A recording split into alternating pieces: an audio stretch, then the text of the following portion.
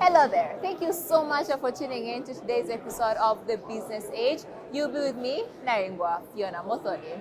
Artificial intelligence is no longer just a futuristic concept. It is here. It is changing the way we live and the way we work. It is transforming industries and economies. Today on The Business Age, we start with the voices that will shape tomorrow. We speak to young Rwandans. They share their hopes, fears, and bold predictions about AI. One thing that comes to my mind is the Kinyarwanda version of it is like Ubwenge Karemano. So this is a combination of big data that can actually bring any solution to any problem that you choose to use it when you choose to use it very well. Most of the times I see it applied in health aspects, I see it applied in technology.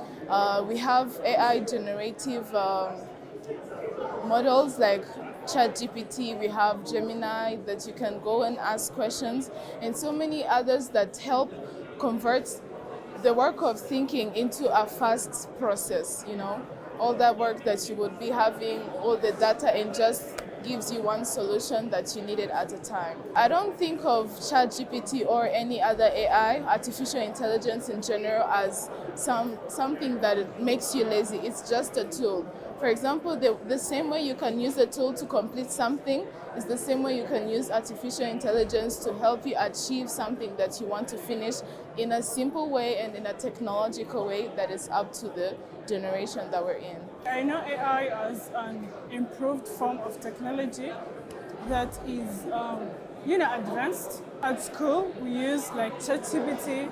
I don't get scared, but I think it's so, advanced, especially here in Africa, because we're not that familiar with it, haven't gotten that in touch with it.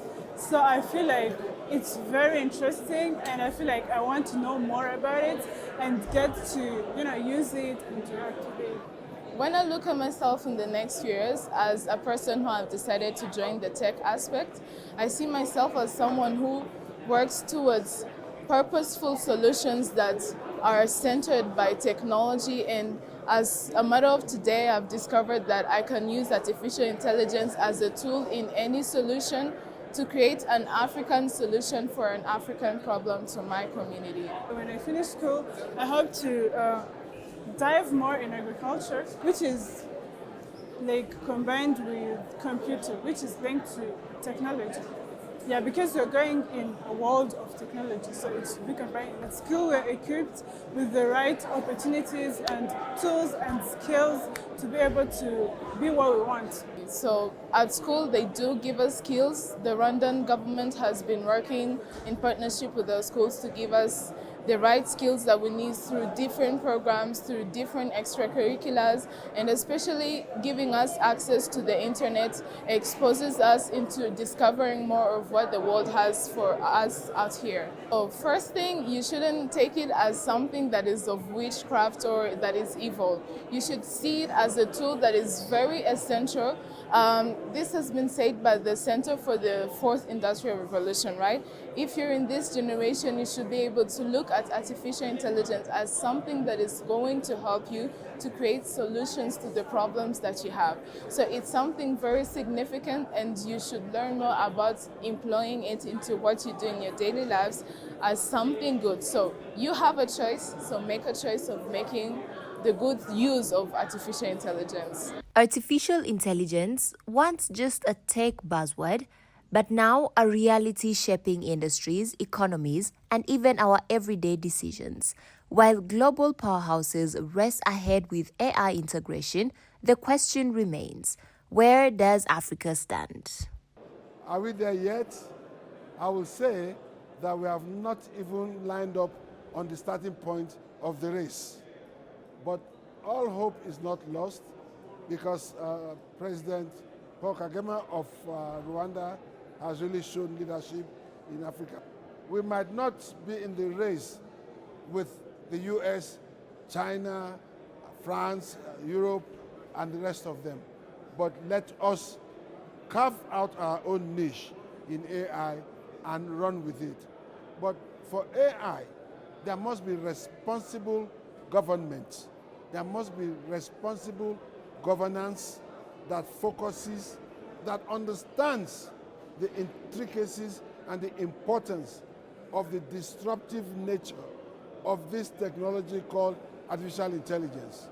If you saw the cap and the t-shirt I was wearing for my company, it says AI or die. That's my mantra. That's my company's motto. AI or die means that those persons, those companies, and those countries or continents that do not adopt AI will surely die. This revolution would lead us into what we call the fourth industrial revolution. It is nothing like electricity or steam engine or anything that you have seen before. We don't know where this is going to take us to, but it's going to have far-reaching effect on our lifestyle, on our development, and how we live as human beings. We've heard the young people talk about AI's potential and their concerns. We know how crucial it is for the continent's economic transformation. We now understand what's at stake if Africa fails to embrace AI. AI or die. If we do not imbibe AI, seriously, die means that the world will leave you behind. You will not be able to communicate with your suppliers, the supply chain. You will not be able to develop as the other advanced countries. For instance, in drug discovery, we use AI for drug discovery. And I can tell you clearly that the Oxford University Clinical AI Department have gone far in the treatment of Alzheimer's and the sickle cell anemia that afflicts Africans. The drug for it has been discovered and is on the NHS already in the UK. So Africa will lose a lot because what does AI bring? It brings increased productivity. It will increase the GDP of those countries that have imbibed AI. So if you are not efficient, you cannot be competitive in the world. And the gap between what we call the global north and the global south will keep widening, and it will be so unfortunate for us because our children, the coming generation, will not forgive us that whilst the rest of the world was working on applying artificial intelligence, what we call AI readiness and application, you people were sleeping and having conferences and talking without putting those talks into action.